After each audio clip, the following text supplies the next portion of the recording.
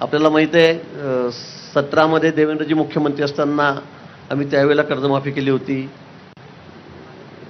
नंतर यावेळेला तर मागणी नसताना खरं म्हणजे निवडणूकही नव्हती. आता 4-6 महिने झाल्या निवडणुका, महापालिकेच्या झाल्या, नगरपालिकेच्या झाल्या, विधानसभेच्या आता वर्ष 1.5 वर्ष झालेले आहेत, लोकसभेच्या झाल्या.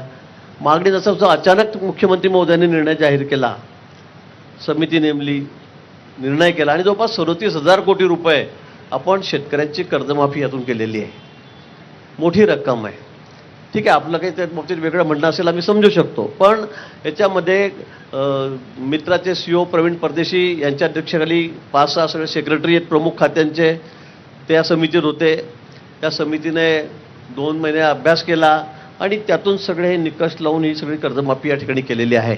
आणि हा आकडा जवळपास 37,000 कोटी रुपयापर्यंत येतो आहे. 37,000 रुपयापर्यंत, 37,000 कोटीपर्यंत. आणि मग हा निर्णय या ठिकाणी झालेला आहे. पण दादांना असं वाटतं की यात सुधारणा झाली पाहिजे. मुख्यमंत्री महोदयांनाही सकाळी कानावर टाकला. आपण म्हटलं आपल्या मागण्या काय, मग मला ते नेमके त्या सांगा.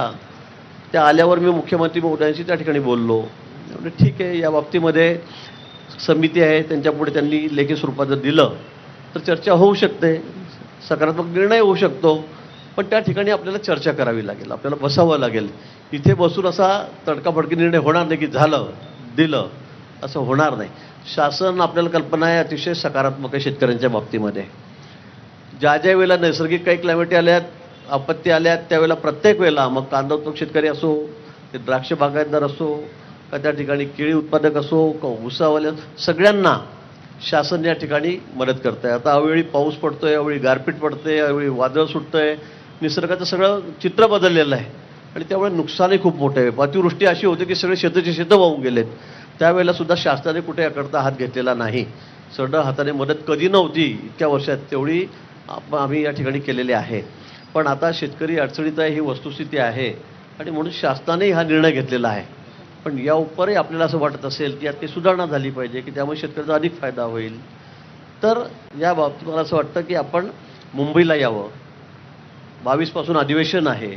आपल्या म्हणण्याप्रमाणे मी सांगेल की आपण अधिवेशनाच्या आधी या ठिकाणी बैठक घेऊ. त्या जे CEO आहेत मित्राचे प्रवीण परदेशी त्यांना बोलवू, सेक्रेटरी सगळे त्यातले जे सदस्य आहेत मेंबर त्यांना आपण त्या ठिकाणी बोलवू, आपण त्याच्याशी चर्चा करू. आपली त्याची भूमिका समजून सांगा. CM साहेब आहे, CM साहेबांनी सांगितलं आहे मला 22 तारखेच्या आत या ठिकाणी आपण बैठक घेऊ आणि याच्यावर काय असेल जे योग्य असेल तो तोडगा निश्चित याच्यामध्ये काढू, सकारात्मक निर्णय या ठिकाणी करू, असं CM साहेबही मला म्हणलेले आहेत. आपण पटवून द्या की बुवा असं केल्याने असं होईल, तसं केल्याने तसं होईल, कारण एक खूप चर्चा करून हा निर्णय झालेला आहे. पण तरीही आपल्याला वाटत असेल तर मला वाटतं आपण 22च्या आधी अधिवेशन सुरू होणार आहे, तर 22च्या आधी आपण याच्यामध्ये बसून या ठिकाणी चर्चा करू. शेवटी CM साहेब जो निर्णय घेतील तो आपल्या सगळ्यांना मान्य असेल आणि यातून मला वाटतं मार्ग निघेल. उपोषणाला बसून अजून 5 दिवस बसले, 7 दिवस बसले, 8 दिवस बसले, असा मार्ग निघणार नाही. तब्येतीला आपण जपलं पाहिजे, कारण आपल्याला माहिती आहे उपोषण करून काय काय त्याचे परिणाम होतात ते मी भोगलेले आहे. त्यामुळे मलाही वाटतं की आता आपण फार जास्त वेळ या ठिकाणी न बसता आपण आज उपोषण सोडावं.